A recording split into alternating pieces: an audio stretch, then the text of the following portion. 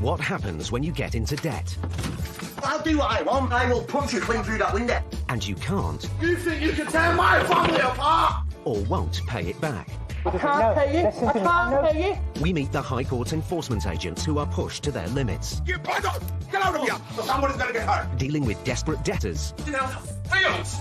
In dramatic situations. I'm not getting irate for any other reason, and your van is on my drive. We meet the people who are losing their homes. Where are you on the phone now? And their possessions. That's fine, because I just list everything and we'll take it. Because whatever happens, if you can't pay... Get your hands off of me. They'll take it away.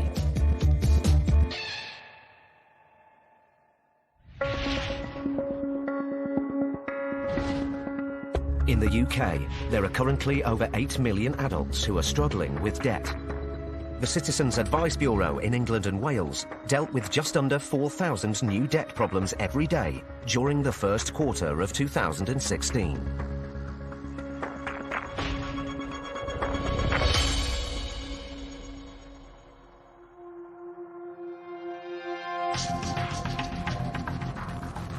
Gareth Short and Craig Vernal are High Court enforcement agents. They travel hundreds of miles every week, collecting debts and seizing goods. Their first job of the day is in Telford, Shropshire, to enforce a judgment for a debt of almost £3,000 owed by a roofing business to a loan company. Right, where are we going today then, Gar? So, first call this morning on the way to Telford. Debtor is A1 Roofing Services. How much are they up? £2,765. If the defendant named on the writ, A. Tranter, can't or won't pay today, the agents can remove goods and vehicles to offset the debt.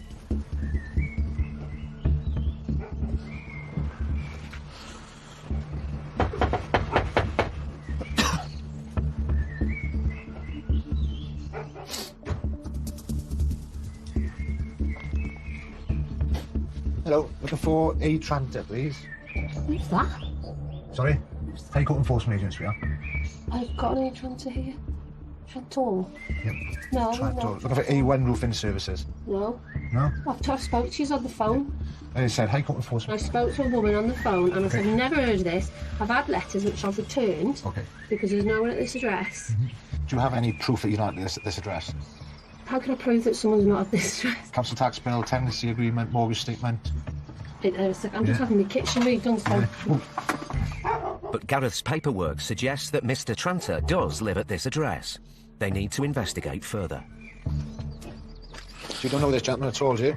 No, I've heard of an A. Trantor. Tranter. Okay. I'm Tranter. This is what I was saying to Okay. you. I'm guessing it's a spelling mistake. At the moment, I got reason to believe that A. Tranter lives at this property and A1 Roofing Services lives at this property. Probably the best way to get us off your doorstep now is just to let us into this property, have a quick look around. If we got reason to believe he's not here, then he'll leave. I don't even know an A. Tranter. My husband is called Kay. Okay. Kenneth. Does he own Tranter. a company called A1 Roofing No. Services? He never has, does he? No. He has been inside the property at the moment. Yeah, do you want me to go and get him? Yeah, if you could. Ask him to bring some ID down with him as well. With the door open, Gareth and Craig take the opportunity to get inside the property. They must speak to the woman's husband to confirm whether he is the man named on the writ or whether this is a case of mistaken identity. Hello, sir. All right. Hi, mate. High Court enforcement agents we are. Right. We're looking for A. Tranter, A1 Roofing Services. No, that says I'm Trantor. Kenneth Tranter, mate. Okay. I'm Kenneth Tranter. Are you anything at all associated to A1 Roofing Services? No. I can't believe this. This isn't even our... My debt. They're in debt. All we need to do is confirm that A1 Roofing's not here and then we'll leave you in peace. No, I'm How you happy. gonna confirm it? The easiest way for us to do that is to have a little look around, mate. No, I'm That's not the happy easiest with way. that. Just bear I'm with not me, happy pal. with that. The man claims he has a different first name and spells his surname differently. But when he returns carrying documents, he locks Craig out, leaving Gareth inside. Can you open that door for my colleague, please, sir? That's on, shush, mate.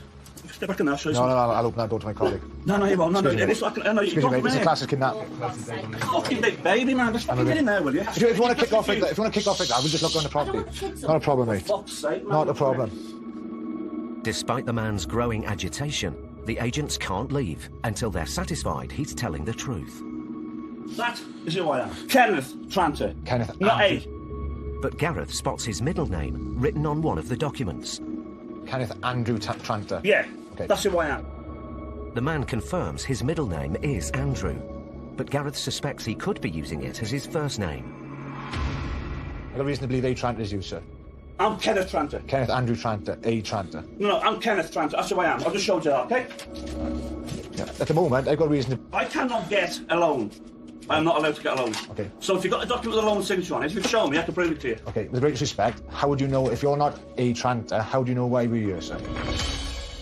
Mr. Tranter's apparent knowledge that the debt is connected to a loan makes Gareth even more suspicious. Mr. Tranter, okay, I'll explain to you, because I got reason to believe you're the person we're looking for. Mate, I haven't got a debt. We're here with a High Court writ. I haven't got a debt. Okay, whether you acknowledge it or not, Okay. sir, okay? I got reason to believe it's you. My name is Kenneth Tranter. Andrew Tranter. Kenneth Andrew. I am called Kenneth. I cannot sign nothing in A Tranter. I'm not allowed to. Why is that, sir? Because I'm called Kenneth. That's my legal name. You're having a writ against you, Anne. Here. So, Right? Okay.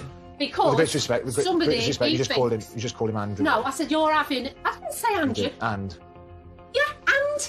Andrew, you went to call him a fraud. You slipped up there. rewind that for you. And... Do you agree with it, mate? And... Do you agree with it? Oh, and... Oh, whatever. I'm not even going to go into You're on it. drugs, man. Fucking hell, it's ridiculous. With yet more clues indicating that the man is known as Andrew, Gareth puts the pressure on. He wants to flush out his true identity once and for all. Whenever you're talking to me, I'm taking everything in. And as soon as I see that one little glitch, I'll jump all over that. So you make sure you keep your story straight, because if you're telling the truth, it'll always stay the same. You can hide from this as much as you want. I'm not hiding anywhere, mate. I'm fucking working, you dick. You couldn't say what I'm doing. Right, you're obviously not acknowledging this, mate. At the I'm moment, not acknowledging anything because I don't know. Fuck all. With tempers rising, will Gareth and Craig be able to get to the bottom of this complicated case and find out who the man really is?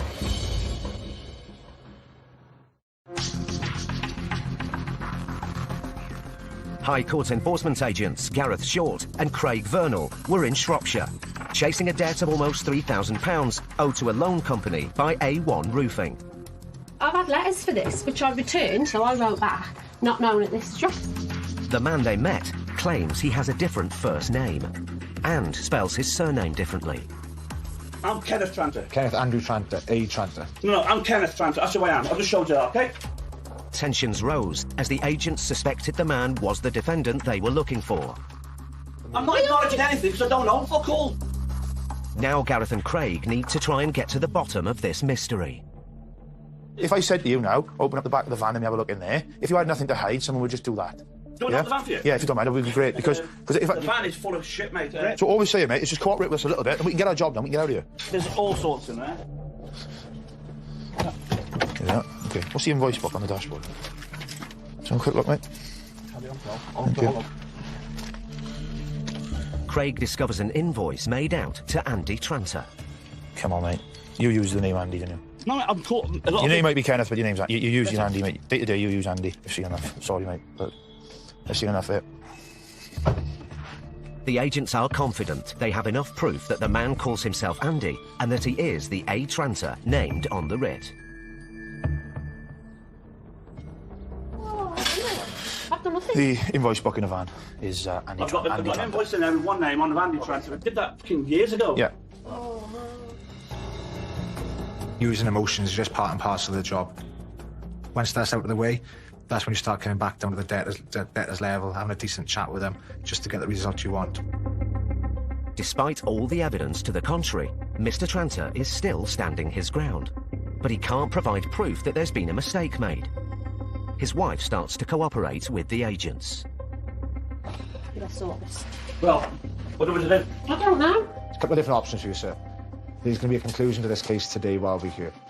You can either offer a payment, or we're going to look to seize and move assets from you. So at the moment, we're at stage 1, which is the lowest value it can be. There's no way I can pay that, mate. There's no way in the world. Okay. I haven't got that sort of money. With Mr. Tranter saying he can't pay, the agents have the right to seize goods to offset the debt. You've had your opportunity to pay it. It'll now get progressed to stage 2. We'll now start to make an inventory of everything. With payments looking unlikely, Gareth and Craig turn up the pressure and start listing the goods in the house. And I got the TV, soundbar, Xbox, dining table and chairs, the van. So we got another Samsung TV. But the value of the goods in the house and the van outside won't clear the almost £3,000 debt. And with the other vehicles apparently on finance, Craig gives him one last chance to pay off some of the money. Can you get 50% of the debt? Nah. Can you get 1,500 quid? What about if I could get £1,000? And that's pushing, that's if I can. Just gonna pop to the van and get a card machine. Mr. Tranter's offer of £1,000 confirms Gareth's belief that they have got the right man after all. We're better off taking the £1,000 and putting it in a monthly arrangement instead of removing goods and probably getting a £200 maximum at auction, in which they wouldn't pay anything then going forward. So at least we've got a guaranteed revenue then for the client. Fingers crossed, within 5 minutes we'll take a payment and we'll be out and on our way. Looking to make £1,000 on that card there, is there? And take the card off you, please. Thanks. Going forward, we're looking at about £400 a month payment. Mr. Tranter has agreed to a payment plan to clear the rest of the debt. Okay, sir. That's your copy. Keep all of that. Keep it safe. Hopefully, you won't see us again, sir. Have you got my email address? I take whatever contact details you've got, if I can take from you, sir. Yeah. It is A. Tranter. Yeah. Thank you, sir. We've asked him for some contact details for him. The email address he's given us is A.Tranter. Mr. Tranter must now stick to his payment plan. Otherwise, the agents will be back. That's a great result. I can't believe it when you give the email address. Hey, Tranter.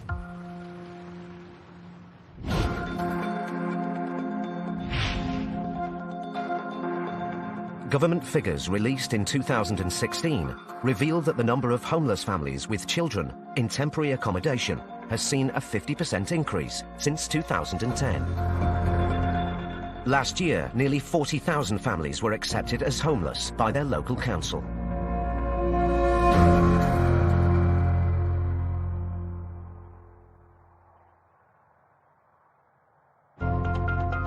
(3 p.m. Ealing, West London. Nice day. Yeah, lovely day today. Nice change. High Court enforcement agents Steve Pinner and Phil Short are on their way to carry out an eviction. So it could be a sublet. It could or be. they could be the original tenants. Yeah, it could be any number of things. The tenants owe almost £10,000 in unpaid rent, but the agents aren't here to collect the money. Their job is to get the tenants out today. What is this, a ground floor flat? Toll house? It's just a shop. It's what? It's like a shop. This is 108. The address listed on the writ is a commercial property and not a residential address as the agents were expecting. It's got to be the shop. Let me just clarify this. God forbid I break into somewhere that I shouldn't. Steve calls the office to double check. Sorry to trouble you, John. Just to clarify, this one in South Ealing is a shop. It's all closed up and locked, but, yeah, it's a shop. Hello, sir. Hi. We've been waiting for you around the back. Oh, OK. The landlord's agent arrives, and he has some surprising news for Steve and Phil. What is it? It's the back of the shop. It's what it is. We have Okay. illegal tenants in the back. They turn it into a flat. Oh, really? Yeah. It's clear that somebody has already started removing their possessions. People in the shop have gone. It's the people in the shop who actually left these people here. Okay. So the people who are being evicted are the back. It appears that the shopkeeper has sublet the back room to a family unlawfully. Where are they? Hello? Hi. You know why we're here? One of the subtenants, Mrs. Stivan, is at home with her baby. This is a High Court writ giving us possession of this property. So you have to leave. You get an hour to get your personal effects, identification, any medication, close for a few days, and then you can take this down to the council. Possibly they'll help you. And then you can make an arrangement with the landlord to come back and collect the rest of your stuff. Okay? So, Okay. do you need people to call and help? Yeah. Okay, if you call them, ask them to get here very quickly, Okay. so we can do this. Okay. Excuse me, I just need to go through. While Mrs. Stivan calls for help, Phil and Steve check if anyone else is living in the premises. Midland Bank. What year? Does any date on it? It's old. I know that because Midland Banks have been out of business 20 years. Yeah. It's HSBC. It becomes clear Mr. and Mrs. Stivan and their young baby have been living in a former high street bank. This is quite impressive, this. Complete with money vault and bulletproof door. Is that what you call a panic room? Oh, yeah. It's quite a solid section there. The property market in London is so expensive, we are coming across people living in backs of shops, garages that have been converted, garden sheds that have been converted, just so they've actually got somewhere to sleep and live. Mrs. Stivan claims she was unaware that there were any problems with her tenancy. We always pay the rent, the shopkeeper. We always pay. We don't know the shopkeeper with the landlord problem. You know that? I think the shopkeeper not pay the rent or something with landlord. As Mr. Stivan was in a low-paid job, this unconventional home was the only place the family could afford to rent. Every day I go to the estate agency. They see the payslip, the bank statement. They say, you don't have lots of money. Only your husband working. Many worries with my child, husband in the work. What can I do?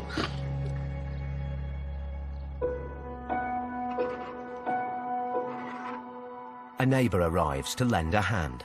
He's going into one more thing left. I can help her. You can help. You can take all of this. No, I'm from inside outside. Yeah.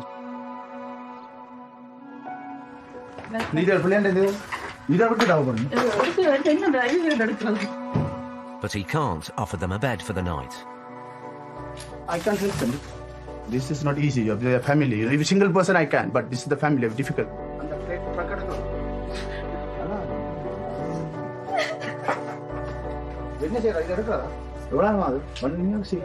Yeah.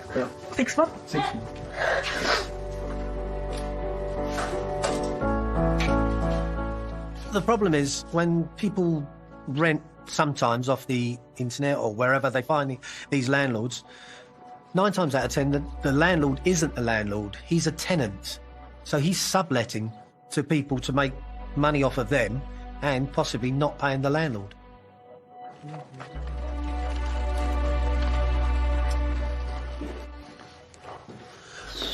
All finished? Yeah. The eviction is nearly complete. Mrs. Stivan's husband has rushed home from work. There's no information, anything. Okay, you have to move today. My wife is now working at the moment. My wife told me the problem coming out. I don't know idea. I don't know where you want to go now. It's 4:30 p.m. The family are now homeless. Mrs. Stivan must leave quickly to get to the council's offices to apply for emergency accommodation before they close. They look after the things. They close the 5 o'clock the council. The family's only hope is that they're granted emergency housing for the night. It's a shop. It's not a habitable place to live, especially with small children. So hopefully, from here on, they'll find somewhere a bit better.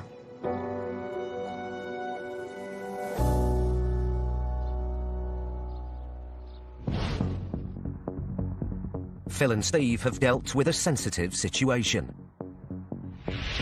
But in Gareth and Craig's next case... If payment is not made, we are going to be looking to seize and move assets from you. I don't know anything. They meet a woman whose debt is turning her life upside down. So much I can't believe that twat.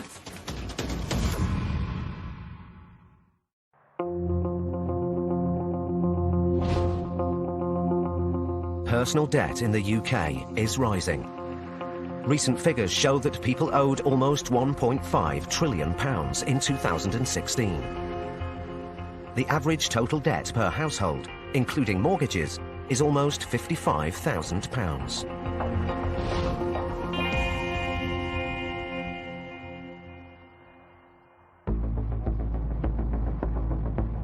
It's 7 a.m.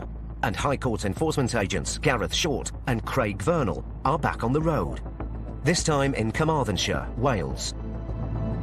They're chasing a debt of over £5,000 owed by Kerry Phillips. We are off to a farm.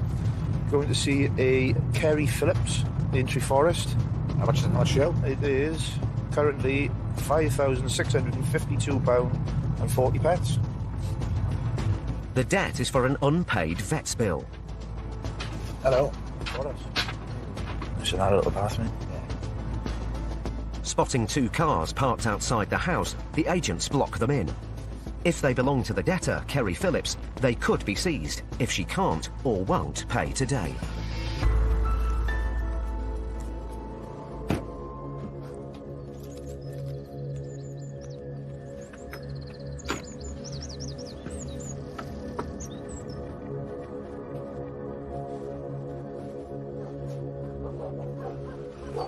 Two dogs.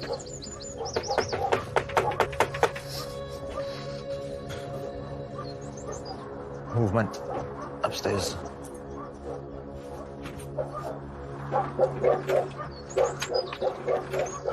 Hi there. Looking for Kerry Phillips, please. Speaking. High Court enforcement agents. This is to do with a High Court writ that's issued against you. At this time of the morning. Yeah, unfortunately. Okay, hold on. Well, she's closed the door on us, but we can hear us shouting to someone else inside the address, so hopefully somebody else will come back out, or she'll come back out in a moment. But then a man appears at the door, wanting to know what the debt is about. Morning. I need to speak with Kerry, just to ascertain that she's happy for me to discuss it with yourself. As long as she's happy to do it. Not this time in the morning, no, because we haven't had any notification about it. Okay, well, we've got a High Court writ that we're going to be enforcing here this morning. Unless I can speak to Kerry, I'm not going to discuss it with you, unfortunately. All right? If not, we'll enforce the writ now, sir. Whenever a debtor has a partner there, sometimes it does actually work for them, where they can bounce off each other and come up with a resolution. But it can also do the opposite. It gets a lot more emotional and make the situation a lot more difficult. After 10 minutes waiting outside, it seems that the couple don't want to cooperate. So Gareth and Craig decide to take a look around the farm for other assets they could seize to offset the debt. Do you have that JCB? Yeah. Clean boots last night as well. All part of the job, mate. Key, yeah. Careful now. Oh, we got a quad bike as well, mate. Make that 2 quad bikes, guy. I got a key to the tractor as well. Okay. I don't know what machinery like this would be worth because of its age. If this machinery was a lot newer, it would certainly be worth removing. But we'll work that out throughout the day and see where we go. The agents hope that the threat of removing the farm equipment will prompt Kerry to pay. Miss Phillips, you engage with us now. Are you going to speak to us? Yeah. Brilliant, brilliant. We're going through all the checks I've written to her, all right? So I'm writing them all down, so if you wait. Has anything come off the balance at all? She's saying she's written checks. Payments received since judgment or order? 0. Somebody's payment. Kerry claims that after losing a county court judgment, she's been paying off her debt in instalments. But the agents have a High Court writ to enforce. All right, mate. She said it's okay for you to talk to me about it. How much is it over, mate? Okay, so we're looking to recover £5,652.40. She owes her 200 quid. Okay. So she's going through the checks. Okay. Now, to prove it. That wouldn't be sufficient for us, mate. We're here with a High Court writ at the moment. So why haven't we been warned about this? You have been warned. Sufficient documentation be sent to this address. Gareth and Craig need to get inside the property to verify that Kerry has been paying off her debt, as she claims. Well, look. Kerry, don't let him through that door. I'll go in this way, mate. It doesn't bother me either way. Oh, it's all right. You can bring the police in or someone. All right, let me in. Look at that. Shotguns are coming out. He's threatening guns, mate. Please, just bear with me, all right? If you was as organised with your checkbooks as you was with your bank statements, you'd pull your bank statements out now and show us. That's not unreasonable. A cheque coming out your bank will be on your statement. If I could go in there now and prove it. If everything's all but they'll electronic. only go back 3 months. What have you paid anything in the last 3 months? Yeah, about January. January's Yeah, I got there. Well, that's a start. Let's have a look at that. Trying to torch anything, mate? Can I help you? Kerry's partner searches their online bank statements to prove that they've been paying money to the claimant. You can see we have been making the payment. The problem we've got is we can see that you've been making cheque payments of £200, but who to? We don't know, do we? Well, it's bullshit, isn't it? I'm not lying to you boys. We just need to know where this £200 you were paying is for.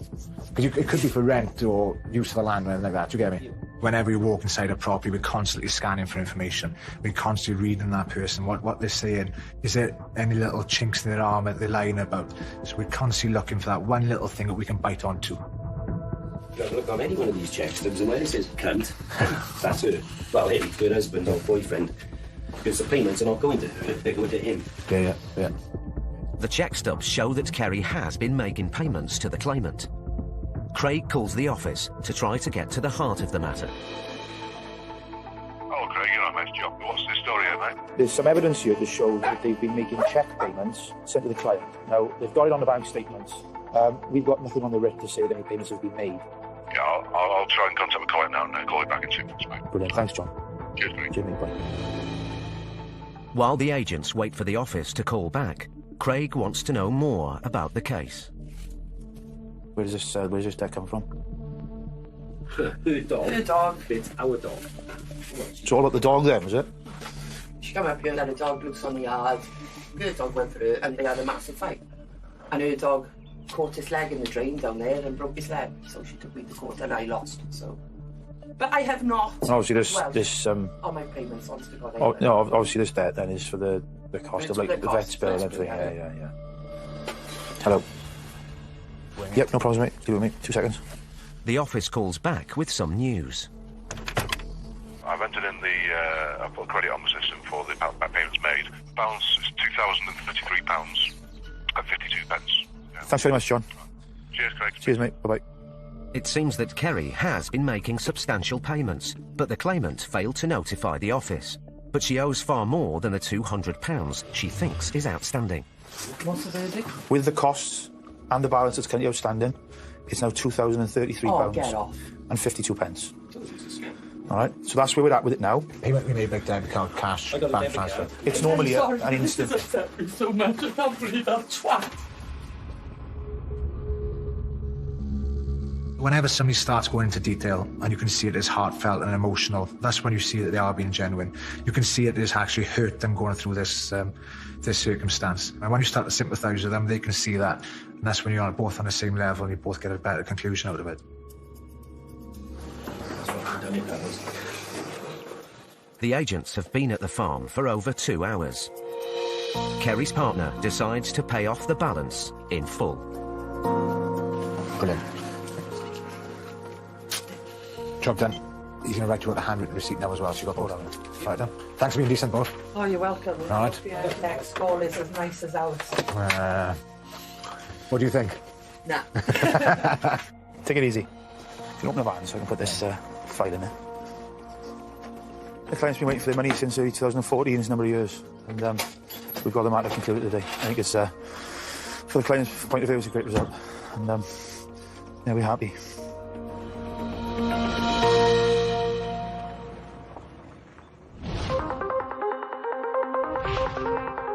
As business rates rise, a leading retail association reported this year that more than 1 in 4 UK shops could close by 2025.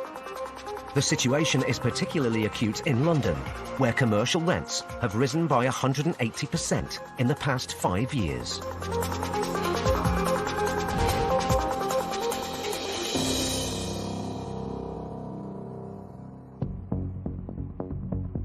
High Court enforcement agents Paul Bohill and Steve Pinner are in North London, chasing £30,000 worth of commercial rent arrears owed by shopkeeper Jerry Cantor. And it's a dry cleaners with a tailor's inside it. He does have a 10-year lease, but that runs out in June this year. I don't know what the possibilities are of collecting it, because he might just be thinking, well, I'll run the end of my lease and then toddle off into the sunshine. Mr. Cantor has not paid full rent for 3 years, and now his landlord wants his money back. On their way in, Paul and Steve spot a Mercedes-Benz parked right by the shop. If it belongs to Mr. Cantor, it could be removed if he can't or won't pay. Hello, sir. My name is Paul Bowhill. What can we do for you? There's some rent outstanding for here. Sit down because I'm disabled nowadays, I'm afraid. Oh, yes, what can we do for you? Right, there's £30,000. Yeah, well, we haven't. Right. If the rent is not paid or a suitable arrangement come to, the landlord could be pursuing you to bankruptcy. It wouldn't bother me, to be Wouldn't perfectly honest with you, no, it wouldn't bother me. Let's put it this way, Paul, I'm an honourable guy. I'm paying as much as I possibly can out of the business. You tell me what we can suggest, because it's very, very difficult. Yeah. I'm now 80. Mr. Cantor has made his position clear. But Paul and Steve are duty-bound to get this £30,000 debt paid in either cash or goods today. The reality is, if we don't collect the rent, we could seize the goods here. One of the items that we could seize is the Mercedes, which is parked outside. If you got for that. Do you say you're not concerned about being made bankrupt? No.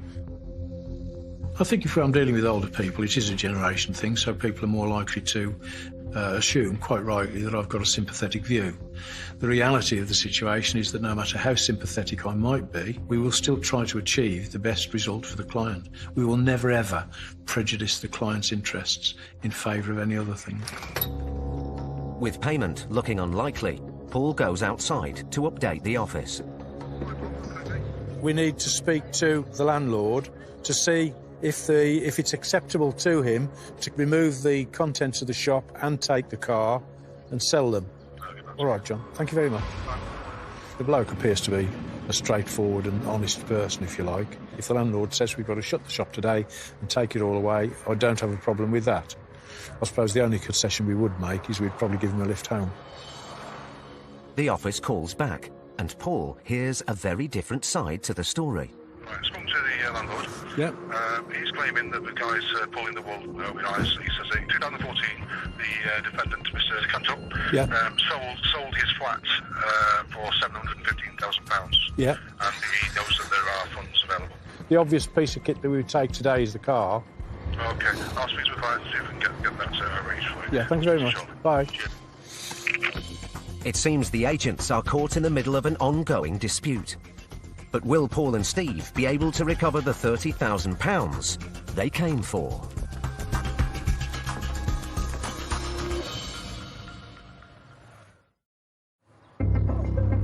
Paul Bowhill and Steve Pinner were in North London to collect £30,000 worth of commercial rent arrears owed by a tailor.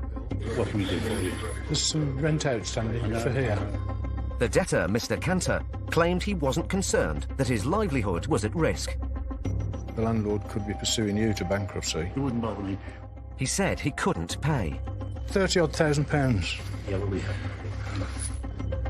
But after a phone call to the office, Paul heard a very different version of events. The defendant, Mr. Cantor, sold his flat for £715,000. Now Paul goes to tell Mr. Cantor just what his landlord has said. Right, I'll give it to you exactly as the officer's given it to me.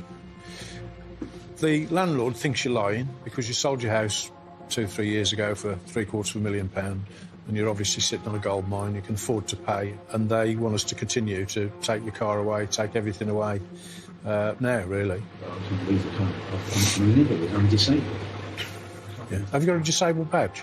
Yeah, it's in the car. Sorry, OK. Because you've got a disabled badge. We won't take the car. With Mr. Cantor's car out of bounds, Paul presses once more for payment. Is there any figure today that you could possibly raise that might... Well, certainly the working capital raise would be about £5,000 or something like that. If you were to pay £5,000, I could give that to the office pretty much as a sensible... I'll tell you what, I can do this. OK. It just takes away any capital, any bills that we're going to pay, which I can actually delay for a while. You've talked yourself into that. That's come from you, and I think it's a sensible suggestion. Would you be able to go to the bank if we run you to the bank or some variation of that to actually draw out the money? Today? Yeah. Why not? Yeah. All right, we're not busy, but people are coming in there, and I can't post it, and I'm not prepared to. I'll bring you back and just tell him to instruct the auctioneers then. If I'm confronted with someone who's obviously been in the business for a long time, somebody who might still be older than me, it always is likely to become a personal fencing situation. But it's my experience that I always win. Paul's tough stance makes Mr. Cantor think again. The alternative is if I give you a debit card. Can that work? Yeah, that works, yeah. Let me just talk to the office first, because we still haven't got the OK for this money. Steve rings the office again to see whether the landlord will accept Mr. Cantor's offer of £5,000, together with a payment plan for the balance.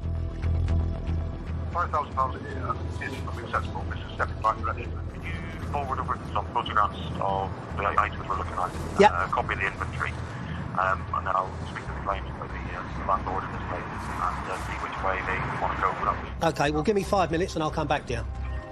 You've got to feel sorry for the fella inside. He's 80 years old. He's struggling with this.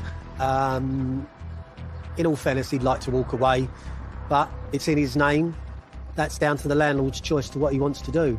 I don't think I'd be wanting to struggle when I'm 80 at that age. It's not good news for Mr. Cantor. He said the 5,000 is not going to be accepted by the landlord. They won't, OK. As Mr. Cantor won't increase his offer, Steve starts to take photos of the assets in the shop to send to the claimant. It'll be up to them to decide whether they want to clear the business out to get their money back, or change their mind and accept Mr. Cantor's £5,000 offer. It's all right, you're not in it, Jerry. It is sad when you see people who have worked hard all their life and then gradually they're fading out with work, with one thing or another, and then they're actually falling on hard times. Minutes later, the office calls back with the landlord's decision. Yes, the landlord will go with £5,000 today. Yeah. And then it will be £1,000 a month moving forward. Explain, Steve. Go on. If you pay the 5,000 and then 1,000 a month. I've agreed to that. Yeah. And I will now pass you over to Mr. Cantor, Jerry, and he'll run through the card with you. That's Jane. With £5,000 today and £1,000 monthly payments, Mr. Cantor's debt should be cleared in 2 years. Hi, Jane. Hi, Steve. That's come through. See you then. Take care. Look after yourself. Thank you very much for your help, Steve. The case is resolved for now. But if Mr. Cantor defaults on his monthly payments, the agents will be back. We knew if we pushed him a little bit more, we would get a better result.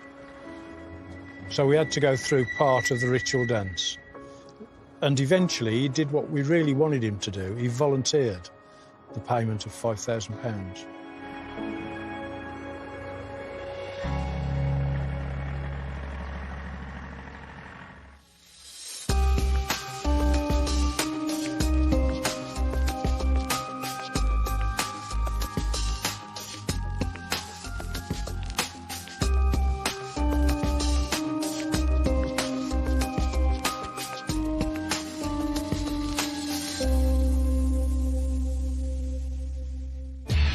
Next time, Stuart and Ian confront a man in crisis. Are you able to make payment?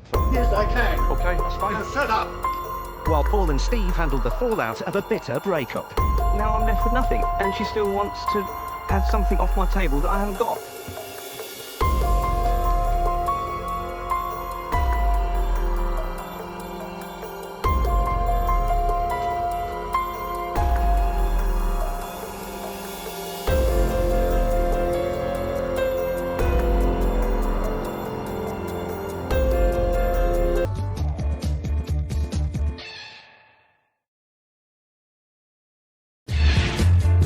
Threats. Slap me in the face, you know. Mate, if I got to take. Anger. I know my rights. Do not touch me again. Then I will carry on removing goods. Desperation. I'm owed so much money. Oh, God. What happens when debt I don't have money here. tracks you down? Nobody has that kind of cash. Up and down the UK, Oh, you can't say mate, don't be taking my equipment. we see Britain's most resilient High Court enforcement agents It's not, it's not, please don't be on time. dealing with every debtor's worst nightmare. Because if you can't pay, I'm not instructing you. they'll take it away.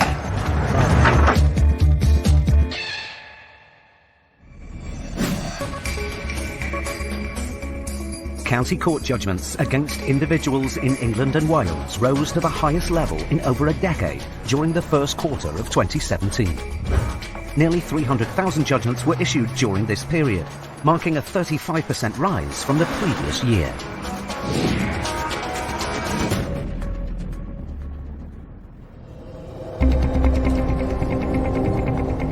"7:30 a.m. High Court enforcement agents Max Caraher and Steve Pinner are on their way to Fulham, West London, to recover a debt of almost £8,000 owed to a firm of accountants. OK, Max, we're in Putney now. Where are we off to? But this will be no ordinary job. The debtor is a well-known personality. He's famous for being on I'm a Celebrity, Get Me Out of Here. He was also sent to prison for fraud. He had a fleet of Ferraris, and he actually hid some of them. Why? To claim on the insurance, and got a huge amount of money, and then he was found out and sent to prison. The debtor is Lord Charles Brockett, and Steve and Max are on their way to see him at his exclusive penthouse apartment. So, yeah, I will ring the bell for the concierge. Hello. Good morning, sir. We are High Court enforcement agents here with a High Court writ. All right, come into reception. Lovely, thank you very much. The agents are buzzed in by security. They've got some penthouse suites up there.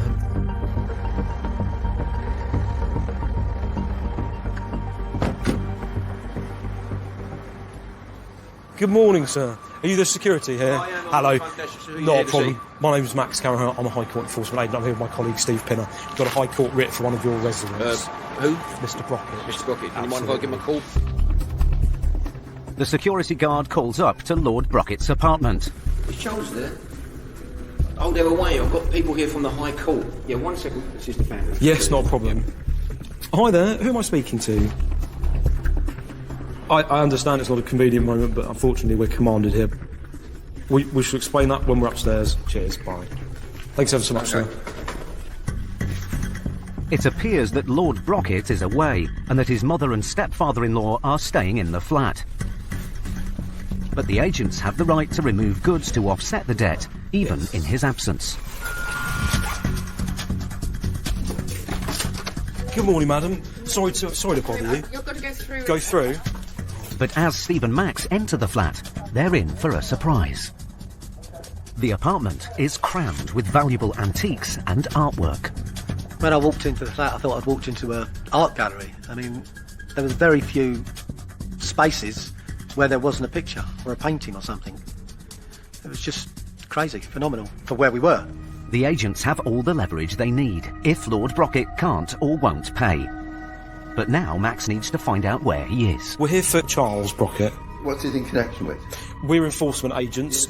We have a High Court writ here. Against him? Yes. Where is he at the moment, sir? They've come to Cuba for a fortnight. Yes, they went yesterday. Ah, OK. Would it be possible to get him on the phone? They've got mobiles, yes. Excellent. So, what do we need to do? Give you his mobile? If you get him on the phone for me so we can speak to him, I think that's going to be the best option. At the moment, it's 3 o'clock in the morning. I understand that Lord Charles is travelling and on holiday, but he has a High Court writ that he needs to pay. If not, we'll be removing goods, and we don't want to do that. Well, I mean, how much do we have to pay? Can We pay it? I need to confirm with him that we can speak to you about the details. It's not me being difficult. No, okay. It's, Well, we can try and get it, but we'll be waking him up. sure, it's just the Data Protection Act. We can't say. No, that's all right, thanks. So, thank you. The debtor's mother-in-law gets him on the phone. Charlie, Diana. Good morning. Sorry to wake you in the middle of the night. I've got some gentlemen here from the High Court who need to speak to you. So I'll pass you over. Hello, sir. Is this Mr. Charles Brockett? Yes, it is. Yes, speaking. Hello, Mr. Brockett. We're enforcement agents and we've been sent here with a High Court writ. Right. We need to collect a balance of £7,666.42 at this moment in time. Is there any way you're able to pay that, sir? Not at the moment, no. Not at the moment. Could you just confirm that you are not going to pay this balance? Yes, sir, I'm not, because the judge has asked me to ask for it to be set aside. It seems Lord Brockett has applied to have the case set aside. But as the application is still being processed, the High Court writ is active and must be resolved today. You were saying about possibly removing some goods from here? Yes. Yes, well, none of this stuff belongs to Lord Brockett. Yes, certainly. Hello, sir. Just so you are aware, the whole property and its contents are owned by the trustees of the First Lord Brockett Will Trust. Okay. There's nothing there except for literally things like my toothbrush. Lord Brockett, I understand what you're saying. However, unless an original bill of sale can be provided, the onus of proof isn't on ourselves, and we can indeed remove that asset. And unless we get payment, we will be removing them. Okay, I'll ring Capital now and then come back to you. Not a problem. Thank you, Mr. Lord Brockett. Thank you. Whilst the agents wait for Lord Brocket to call back, Max and Steve start an inventory of goods they could seize if he can't prove they belong to the trust. The assets in this property are unbelievable. And for the agents, the flat is a gold mine. What do you know about art? I know that it's in a gallery. Steve, I know nothing about art. Unsure of the value of the paintings, Max and Steve turn their attention to the antiques. Ink pen set? Silver? I'm seeing these assets that look like they've been in a museum for many years. It shocks me. I've never seen anything like that, and I've been to some nice places. It was one of a kind. 20 minutes later, Lord Brocket hasn't called back. Right, Steve, at this moment in time, he's refused to pay. I think we'll get some contractors down. But then the security guard arrives, together with Lord Brocket's son. I spoke to him, and legally he said you've never got 7 days notice or something, and legally you can't be taking anything out of the flat. A notification of enforcement has been sent here. You can't just take stuff, surely? Yes, I can. I'm an enforcement agent. Just then, Lord Brocket calls back. Okay, so can I now tell you? Yes. We've got 2 gentlemen there. I've checked with council. Yes. They've asked you to leave the building. They're allowed to use whatever steps are necessary. Excuse me? Right, so you're saying that they can use force to remove us from the building? Yes, from the building. No, they're not. They're going to be they'll be arrested if they lay a finger on us. With Lord Brocket now making direct threats against the agents. But can you please leave now? This case has taken a nasty turn. Max and Steve will have to use all their tenacity to complete the job peacefully.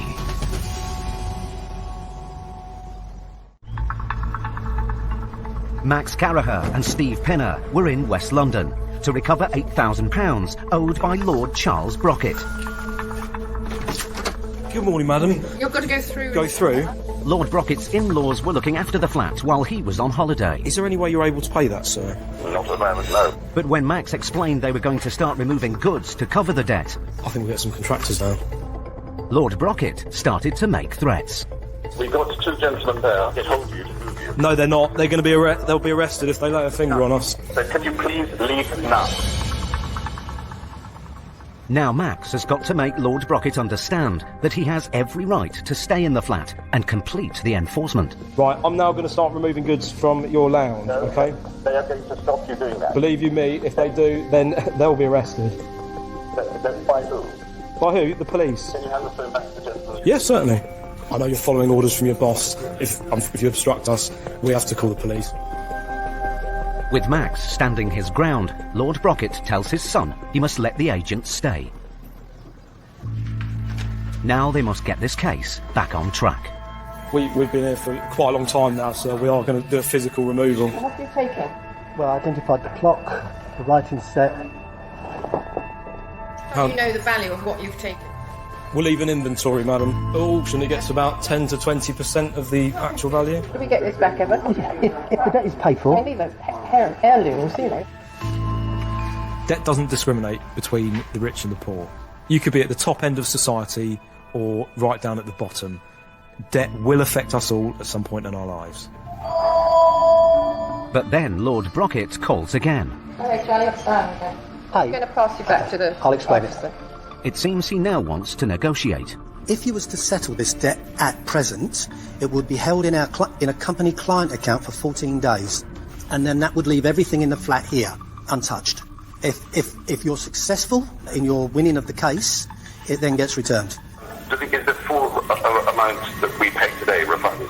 If you win the decision, then it gets returned to you. Okay, yeah. Charlie, why don't you let us do this? I think Mr. Schuster is going to arrange a payment. Yes, no problem. Would you like me to pass you back over? Okay, yeah, I'll take it. Lord Brocket's mother-in-law agrees to pay his £7,700 debt in full.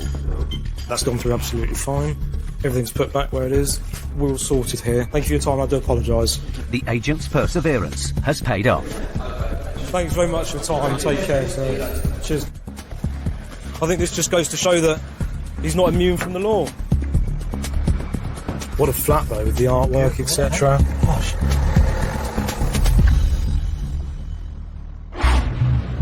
Latest research has revealed that more than half of Britain's small and medium-sized businesses are suffering from late payments. Over 20% of firms are owed over £25,000, while 40% have experienced cash flow problems as a direct result of unpaid invoices.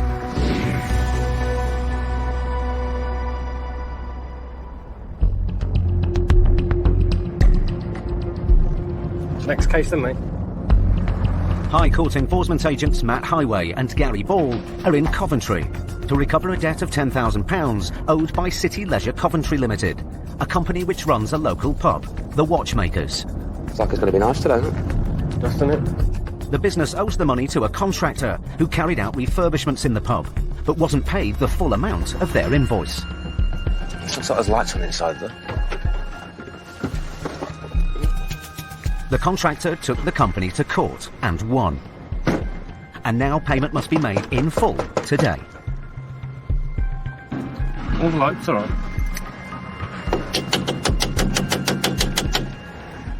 No? No.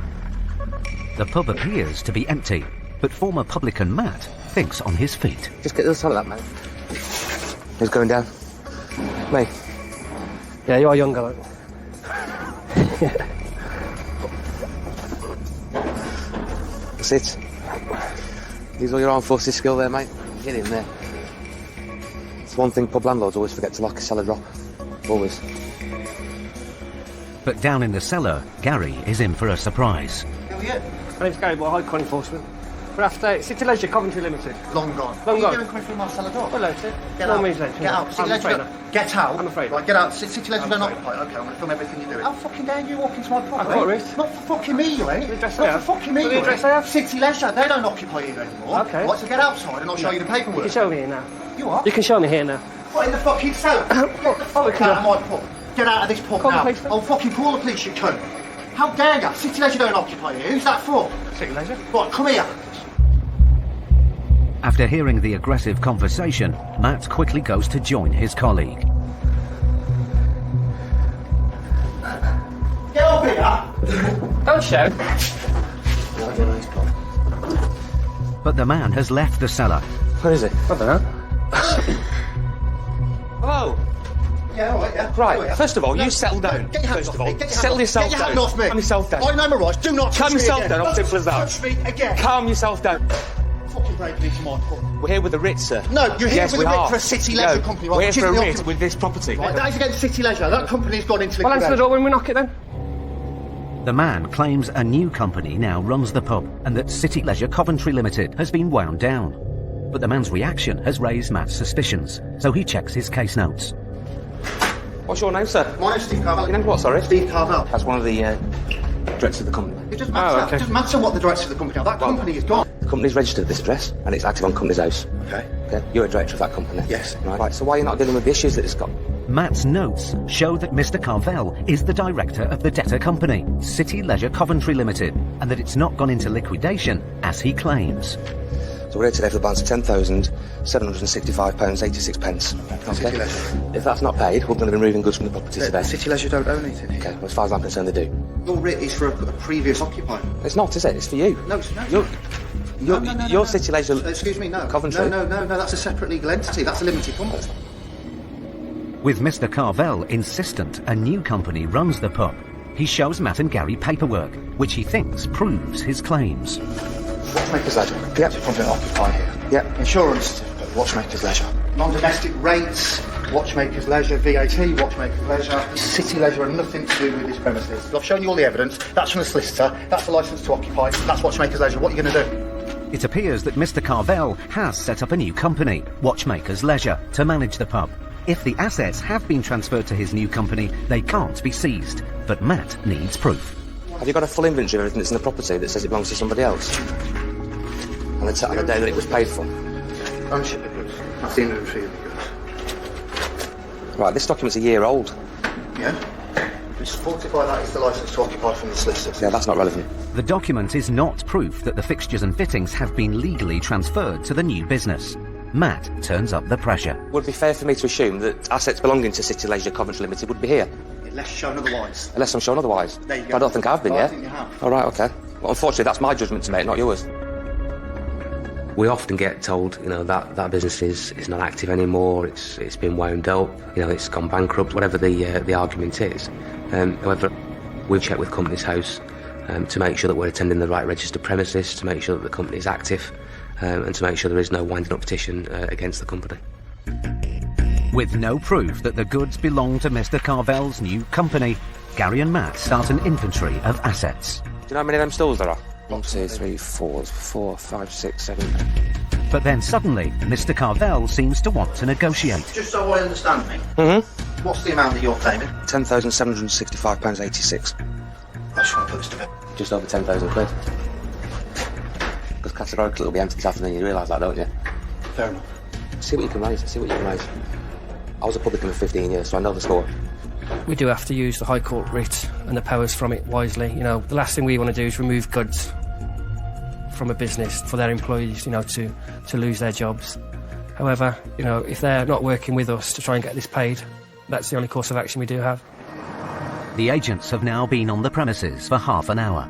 Mr. Carvel has managed to find a friend who is willing to help out. You're the landlord's mate, are you? Yeah. Okay, so he's at the back of it. All right.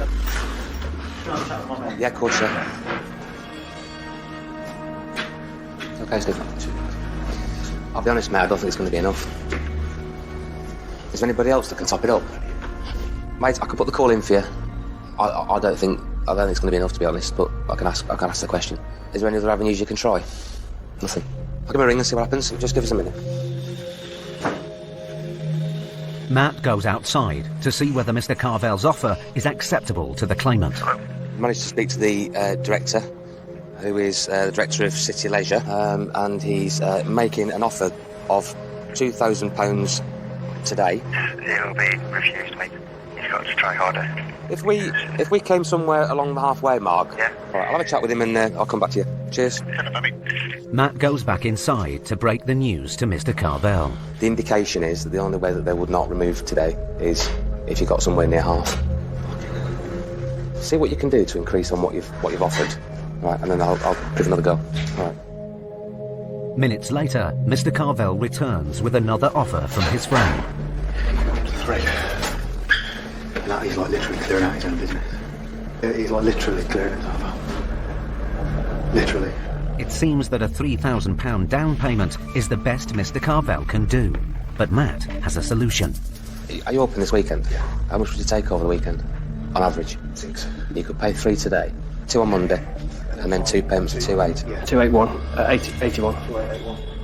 Matt calls the office again to see whether Mr. Carvel's new offer will be enough to resolve the case today. Good afternoon. I've got an offer from the defendant. £3,000 today with £2,000 on Monday. Okay, Monday. Yeah. And then 2,800 for the week after and the week after that. He's got the 3k now. He just wants the weekend to make some money so he can pay us on Monday. I'll mail you back in a couple of minutes. I'll speak to Glenn now. Okay, mate. Cheers. Just waiting for a call back, Stephen. Okay. They've just gone to the client with it. I'm just going to wait for a call back. Cheers. Hello. Hello, Matthew. Hi, mate. Okay, I can confirm that the client has accepted that proposal. All right, mate. Lovely. Thank you. Thanks, John. Accepted, mate. Yeah. Cheers. Good. Oh, it doesn't worry me at all, but we'll leave as mates, don't worry, promise you. Mr. Carvel's friend pays the £3,000 down payment. Best man this year. He is the best. He's the best man today, definitely. The agents get Mr. Carvel to sign a controlled goods agreement, which lists assets on the premises. Signature and print name at the bottom, mate. If he doesn't stick to his repayment plan, the assets will be removed. Hold back, mate. I hope you get sorted. The case is resolved for now. But if Mr. Carvel defaults, the agents will be back. Let's go.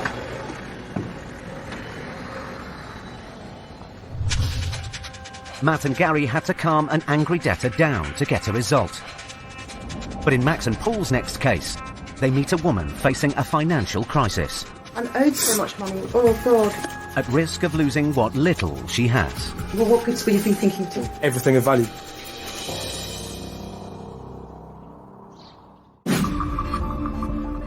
The number of people who contacted a leading UK charity to seek help with their debts has risen by 62% over the last 5 years. Research has shown that nearly 15 million people in the UK have insufficient savings to live on should they fall on hard times.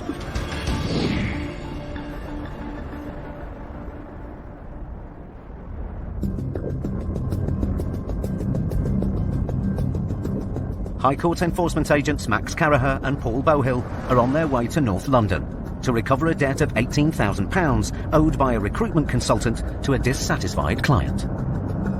We're off to see Mrs. Roberta Grada, and we're looking to collect £17,881.87. The client wanted his money back after the debtor, Roberta Grade, recruited an unsuitable PA for him, and then failed to find him a replacement. He took her to court and won. Oh, so this might be an interesting job. Let's go find out.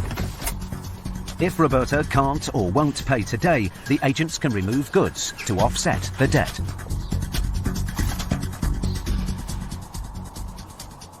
Nope. Hello. Hello, madam. High Court enforcement. Hello, Roberta. How are you? We've got what do I need? £17,881.87. Do you know what all this is about? You'll also have to speak a bit closer. I'm as deaf as a doorpost. The problem we've got at the moment is that we have to collect on the funds, or we have to enforce the writ, which is removal of goods. That's obviously my job to look and see what assets we have to remove. Roberta won't open the door, so Paul posts a business card through the letterbox. There's a phone number on here. Can you call me on it? Because it's a bit silly talking through the door. Hello? And I know I've got to pay it. Okay. But I'm just unprepared to kind of be asked £17,000 on my doorstep today. That's all it is. Okay. Well, what would you propose to make? No, I can't hear you. Hello? Yeah, sorry, how do you propose I can't hear you. Sorry, I can't hear you.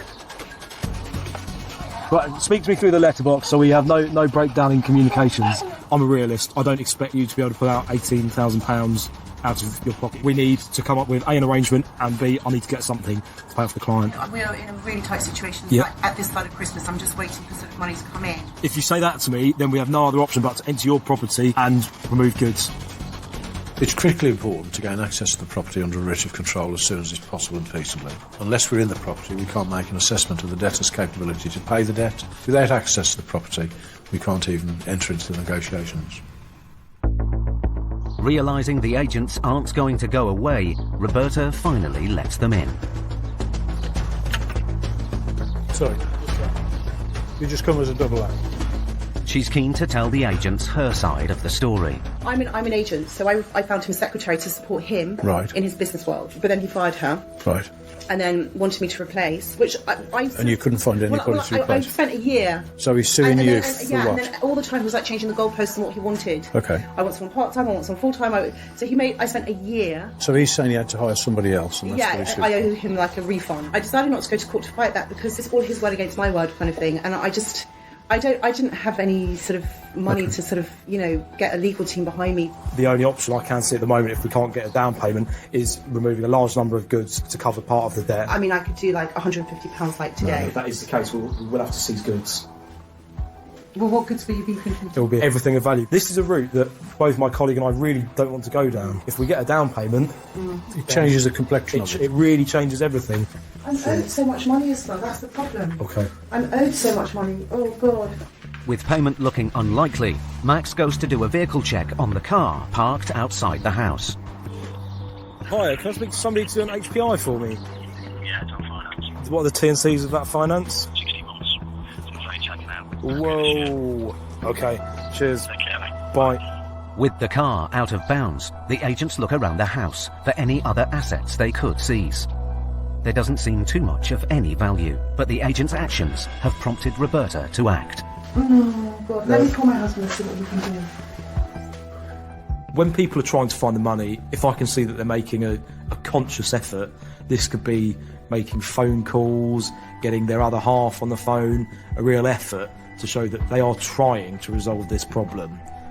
If somebody's sat there on the sofa saying, I can't pay this, that's a defeatist attitude. Roberta has asked her husband to call round the family to see who can help. What's that? Hi, darling. She'll pull over, she'll Is she going to do... Oh, that's so... is she going to call me on my mobile? Oh, right, did you explain to her? All right. Oh, that's so sweet of her. Okay, cool. Thank you so much, darling. Okay, bye. Bye. Right, okay, my sister's going to help. She's going to help. Oh, that's very encouraging. Roberta's sister has agreed to pay £3,000 towards the debt. It's less than a quarter of what she owes, but it appears to be her best offer. Max goes outside to call the office to see whether the claimant is willing to accept it.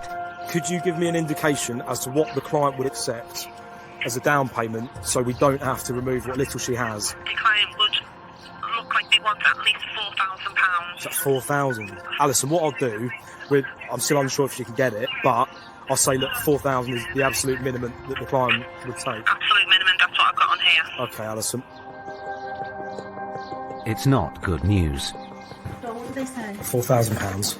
£4,000. Roberta calls her sister directly. Darling, I'm so sorry to put you in this situation, honestly. Are you all right to sort of help out just with the payment, just for now, sweetie? If it could be £4,000, would that be okay? All righty, thanks so much, sweetie. Thanks, darling. Thanks a million. Okay. Thank you. Okay. Roberta's sister agrees to pay the £4,000 the claimant has asked for. I believe you are going to help Roberta out with a down payment of £4,000 so we can solve this problem. Thank you very much for being able to help. Now Max has to set up a payment plan to clear the £14,000 balance. What can you reasonably afford so you won't default on payments? You tell me. Could it be sort of like £1,500 per month? Provisionally, I will accept that. That's a reasonable figure. That's your paperwork there. That's just sums up everything you said, how much you paid and the dates. Yeah. They're the card receipts. Thank you. Take care. Okay, thank you so much. Take care. Okay. The case is resolved for now. But if Roberta doesn't stick to her payment plan, the agents will be back. A recent survey has shown that almost 50% of families in the UK are struggling to make ends meet. Nearly 20% admit to being unable to cover an unexpected cost of over £100, while 1 in 7 UK households have to cut back on food and other necessities to pay for unforeseen expenses.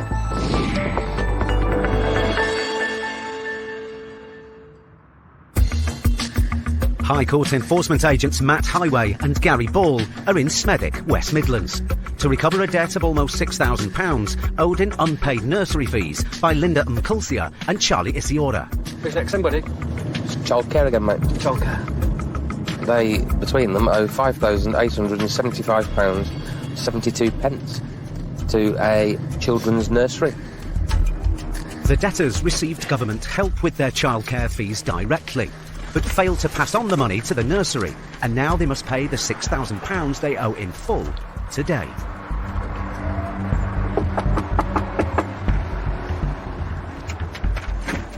Hey, madam. Looking for Linda or Charlie?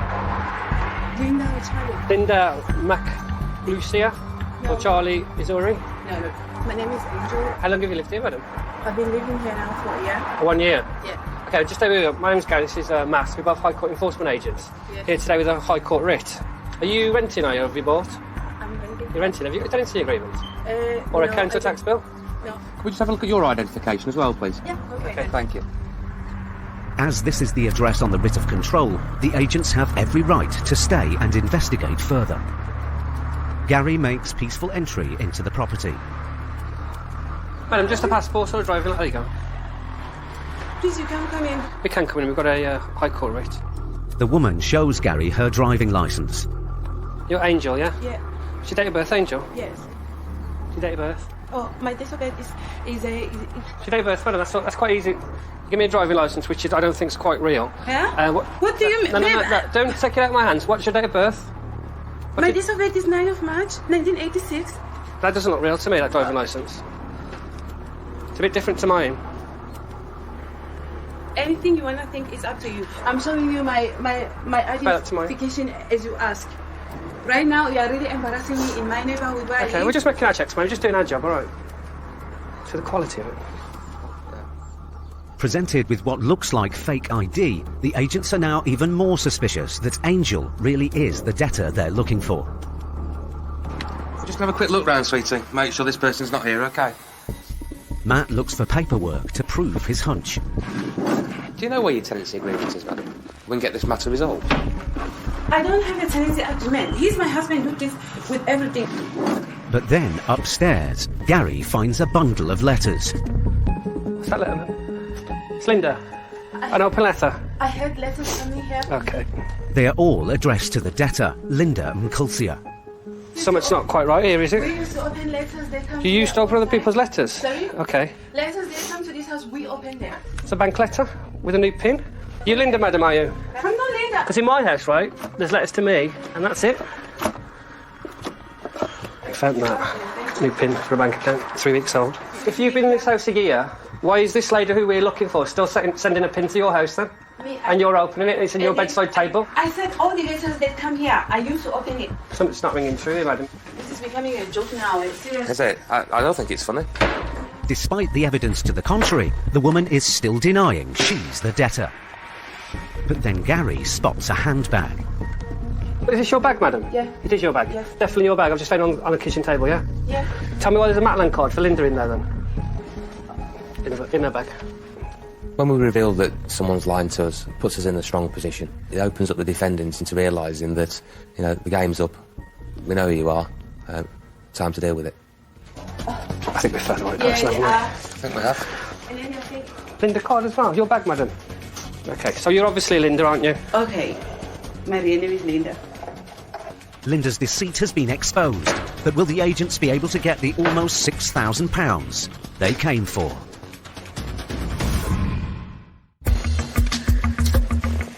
High Court enforcement agents Matt Highway and Gary Ball were in the West Midlands to recover a debt of nearly £6,000 owed by a couple for unpaid nursery fees. Hey, madam. Looking for Linda or Charlie? We can come in, madam. The woman they met denied that she was the debtor and gave the agents suspicious ID. That doesn't look real to me, that driving licence. It's a bit different to mine. But Gary's detective work proved that she was lying. Is this your bag, madam? Yeah. Tell me why there's a Matland card for Linda in there, then. Now the agents must get this case resolved, one way or another. Do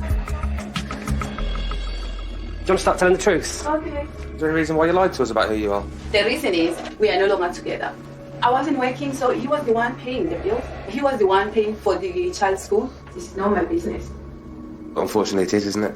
The child in question is yours, isn't it? Yeah, it's my child, but with our agreement, the man pays because he's the one who said, don't work, right. I'll pay everything. Right. So the easiest way for a debtor to avoid payment is to deny all knowledge of it, especially when it's a debt from a previous relationship, because that's something that they're trying to forget about and move forward from. And then suddenly this debt from that relationship comes and bites them on the bum. Despite her claims, as she is named on the writ, Linda is responsible for the debt. So first things first, are you able to pay that amount of money? I don't have money here. Can anybody help you with it? Nobody has that kind of cash. Right.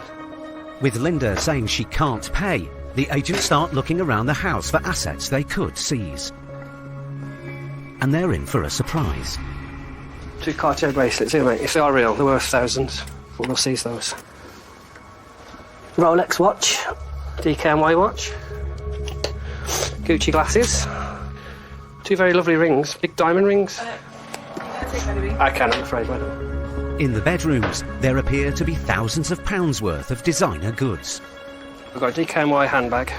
I don't know if it's real or not. Doing the search, you're looking out for these things of value. Finding a Cartier box with bracelets in, finding expensive watches. It builds up a picture. It builds up a lifestyle on how these people are living. There must be money going through that property. The agents list the designer items on an inventory. But even though they would have been expensive to buy, their value at auction may not clear the £5,875 she owes. But then Gary finds some vehicle registration documents. BMW, 6 Series. Where are these BMWs, madam? You're trying to hide goods because you've got a debt against you. I didn't hide any goods. I've got a car. What car? This one. It appears Linda owns one of the BMWs Gary has found paperwork for. Yeah. He calls the office for a vehicle check. Thanks a lot. Cheers. Bye-bye. Free of finance. How much? 3,000. The value of the vehicle would cover just over half the debt, but there's a problem. Where is this car? There is somewhere. It's somewhere. Okay. Over the rainbow? Yeah. It's pointless talking about this, then, It's isn't in the it? garage with David. It seems that the vehicle can't be recovered until tomorrow, and the agents are running out of options. But then Linda makes an offer. Okay. I've got a friend. She says she needs money tomorrow. Okay. But anyway, hold on. Using the car as collateral, Matt decides to offer Linda a lifeline. I'm happy to give you until tomorrow to pay this. I'll do what's called a controlled goods agreement. The agents put the car and the luxury items on a controlled goods agreement, which means they control her goods, but she can keep them in the house. Okay, Linda, do you just sign there and print there? If Linda doesn't pay the £5,875 she owes within 24 hours, the agents will be back to seize the goods. Taking goods is always the last resort in enforcement. That's not what we're there to do. It's a pain for everybody involved. We use different forms of leverage. The shortened version of leverage is levy. That's what bailiffs do. They levy on goods. So, you know, that's what we use. We use the car, the boat, the plane, whatever it may be. Thank you, Linda. And there's your cards there, Linda. Bring your bag, all right. Thank you. Cheers, Linda. I ran out of where to go with that one, mate. Yeah, she wasn't forthcoming, was she? If she don't pay tomorrow, we'll seize the car and we'll come back and get all that jewellery.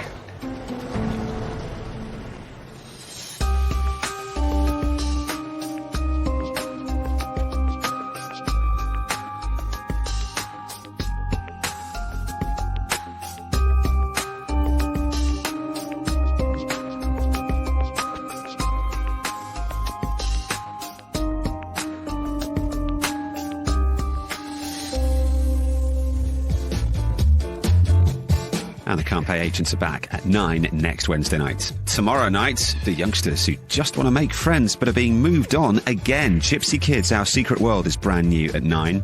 And new next tonight on Channel 5, it was meant to come with brand new appliances, not leaking sewage. Nightmare New Builds in just a moment.